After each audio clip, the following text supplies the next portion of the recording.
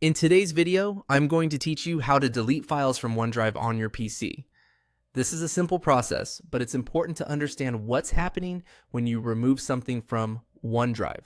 Since OneDrive is a cloud-connected storage service, deleting a file there usually means it will also be removed from your synced OneDrive locations, not just from the current folder on your computer. So before deleting anything, make sure it's something you no longer need. To begin, open File Explorer on your PC. This is the standard folder window in Windows where you can browse files, folders, and connected storage locations. You can open it from the taskbar if the folder icon is visible, or by opening any folder on your computer. Once File Explorer is open, look to the left-hand panel and click OneDrive.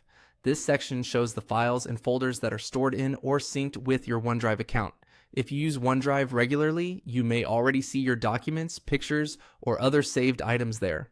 Clicking OneDrive will open that storage area so you can manage its contents directly. Next, find the file or folder you want to remove and select it. Take a moment here to confirm that you've chosen the correct item, especially if the file name is similar to something else you want to keep. If you're deleting a folder, remember that everything inside that folder will also be deleted. Being careful at this stage can help you avoid removing the wrong content. After selecting the item, press the delete key on your keyboard. You can also right-click the file or folder and choose delete from the menu.